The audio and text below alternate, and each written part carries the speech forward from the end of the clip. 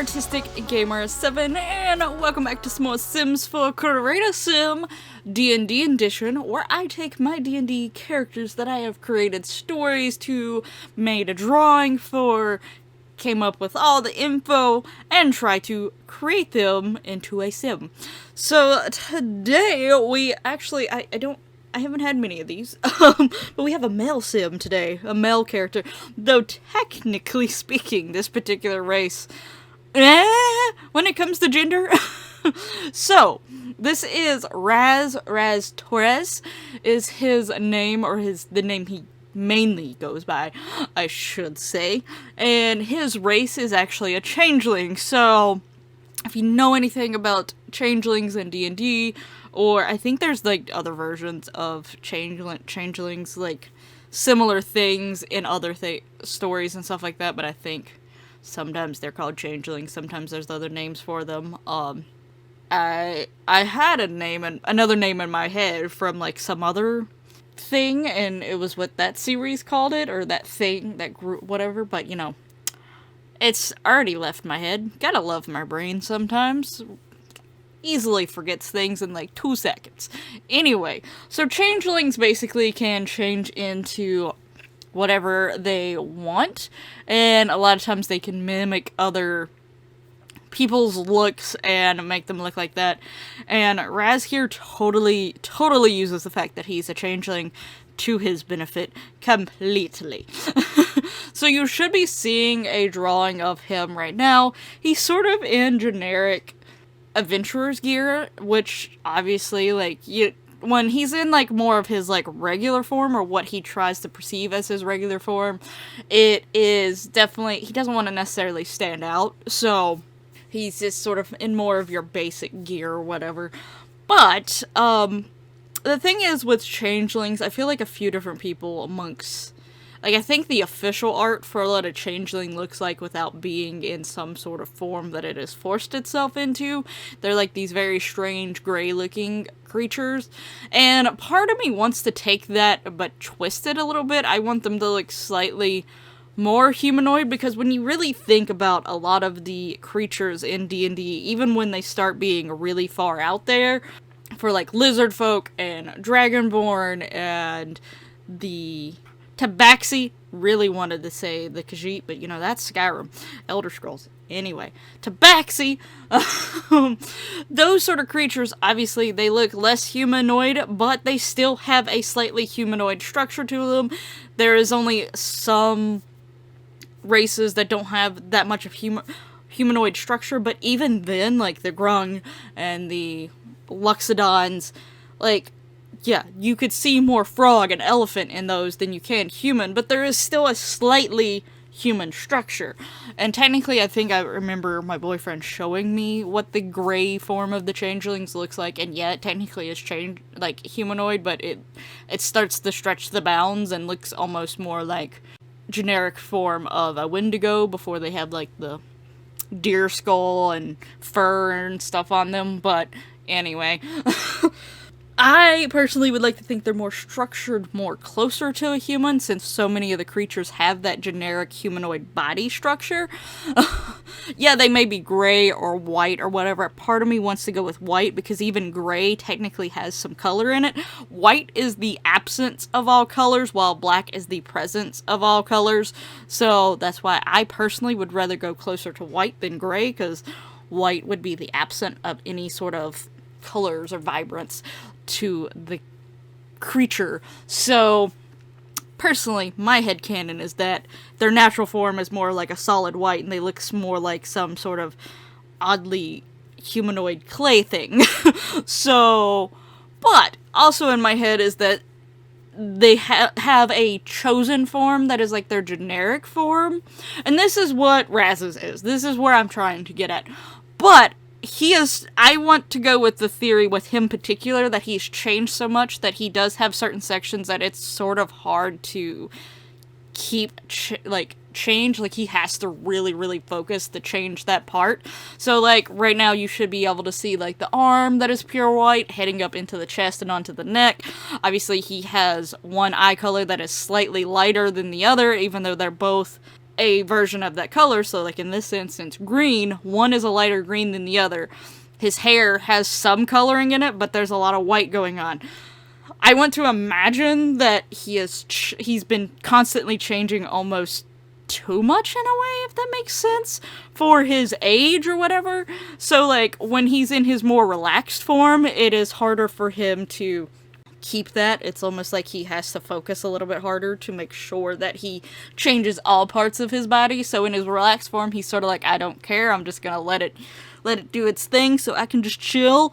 So that's why, you know, he has this white section. Now, in Sims, I did this as a tattoo, so it's going to be on every single one of his body things, but I also imagine that if this was realistically happening, that they probably would set rules for him for this reality show sort of mini-series I'm doing after. Like, you cannot change your full look and confuse the rest of the cast. You especially cannot change into one of the cast, because we're not gonna, that we do want drama, but we don't want that much drama. We don't want physical fights breaking out here. Well, no, some of y'all carry swords no. So that sort of situation. So I technically, though, you won't see it in this video except for maybe a little hint of it in the screenshots at the end, but I did technically give him some other looks on some of his everyday and, like, athletic and stuff like that, where he slightly alters things. He alters what he can get away with. So, like, he changes his hair color and his hairstyle and, like, length and stuff like that, and the style of clothing, but he doesn't change the white arm, because that is, like, a dead giveaway that it's him, so he's like, I should be able to get rid of it. But there's a part of him, like, once I tell his backstory, it will make a little bit more sense, but there's a part of him that probably would feel weird about not constantly changing, and not trying to change part of him. Like, I think he's just gotten so accustomed and used to it, that when he doesn't do it, it's almost like he's addicted, and when he doesn't, it's like he's having withdrawals. So that's sort of how I see it, but also I thought it'd just be really fun to randomly see what he decides to look like that day as I record the little mini-series. So yeah, that will be something to look forward to when the mini-series comes on. But let's talk about Raiz's backstory here. So his main goal is basically to run away from the messes that he has made. And what I mean by that is, some of them are legit just, you know, he stole from a store, or, you know, he caused, like, some sort of chaos as a prank or whatever, but for the most part, he is a very, he's a ladies' man, and a, what is the opposite term? Ladies' man, and then, I don't know. I know there's a term, but anyway, you know, it doesn't matter, male or female, he can probably entice them, depending on whether or not. He just has to figure out whether or not they're straight, they're bi, they're gay, what are they, and then he can switch into it. And okay, why is my Xbox just made a noise? I didn't even know my Xbox was still on. Anyway, I don't know if you could have heard it on the mic anyway. But yeah, so that is the personality. He's very similar to a character that I've already talked about, before, which was Amaris, and I did talk about in hers that towards the end that she is slightly connected to someone. That is Raiz. I eventually would imagine that if they ever ran into each other, in sort of my headcanon, obviously depending on if I ever played these characters, depending on whether I did, like, actually try to be a DM. If I was a DM, they would be friends. They would be, like, best friends. But if I was playing one of these characters and someone else was the DM, I would tell them about the other character. If they choose to add them, they can, but obviously they probably wouldn't be around all the time, so they couldn't be as big of besties in their in that version of me playing them than if I was the DM. But in my head, in a world where all these characters are existing at the same time, they are besties. They are each other's wingmans. They help each other out, like, you know, help pick people up, hopefully get some money out of it. But he's done it way more than her, probably partially because he can get away with it a lot easier than her, and she does it in more of a way of not tricking necessarily. It's more of, like, a lot of times they know that, you know, she's just doing this for money, but they're doing it anyway, versus he sometimes just straight up tricks people, and sometimes it's not just for money, sometimes it's just for fun. So He's a little worse, but you get what I'm saying, though. You should, like, he definitely he likes to have fun, and sometimes he doesn't think about the consequences until later, so he's constantly on the run. But yeah, I would imagine once they ran into each other, they would click immediately. So I do actually have some screenshots at the very end of this video of those two together, and considering they both have spicy attitudes, I definitely gave them slightly spicy poses. So look forward to that to the end, if you would like to see those. But let's talk about the rest of him in terms of D&D. He is a ranger slash rogue, more of a ranger. His subclass would be the Gloomstalker Conclave, while rogue is a thief. Yep, and there you go. That is his D&D stuff all wrapped up into one. So let's talk about his sim version. His sim version would have a serial romantic, though there's a part of me that there's now a new romance aspiration. I gotta look more into it. I might switch to that. I know it's supposed to be like Villainous Valentine, so it's not like a good thing, but I need to see the details of that because that might be more up his alley. But right now he has serial romantic, but I'm gonna look into maybe changing it. I will address that obviously when I start that mini-series, if it is changed. But on to his traits that I will be giving him. Obviously he's already got 3 to begin with. Those are the 3 main ones that if I can't get the mod that will allow me to have 5 to work, these ones he will have no matter what, which is romantic, non-committal, and paranoid. Those 3 are pretty self-explanatory when you know his background. He's a very romantic guy, but he does not want to commit. He just wants to have fun, just wants to mess around, and he's paranoid about all the people that he's messed up with the past, done things with in the past that, you know, they found out about it. Yeah, you're a changeling, you're just using me, blah blah blah. They're gonna come and get him. And the other 2 that I hopefully will be adding, which is ambitious and active, which are not so bad, but he is a very more active person, I imagine. And he is ambitious because he does like traveling. Like, that's a side thing. Like, yeah, he's on the run a lot, but he does like traveling. So, and you know, you could look at it as in a negative way. Maybe he has ambitions of seeing how many people you can be with. Honestly, if I ever tried it, there's this one thing that I sort of want to do, and you should be seeing the screenshots by right now. And I'm not doing my usual screen touch thing, because you could see that I did something slightly different with him, since he is a changeling. But yeah, I've thought about seeing, within a 1 sim year time span, playing a male sim, how many children I could end up populating the world with.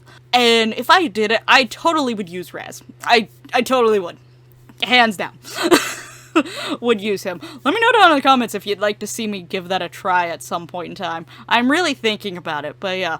Also, Raiz technically has showed up in another series, but I slightly altered him, but it is this sim. I changed some of the colors. I took the white arm off and stuff like that. Though I kept his name as Ray Torres, which, so if you've already seen him, this is what his original version looked like. But if you watch my Not So Berry challenge, then you know he technically was one of Fawn's romances.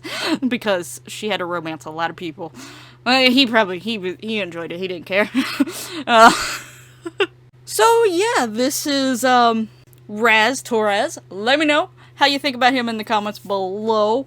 And I hope you've liked this video and enjoyed his little story. One of my slightly not so serious ones. He's a very promiscuous character in general. So let me know your thoughts down in the comments below. I think I already said that, but you know what? I'm saying it again.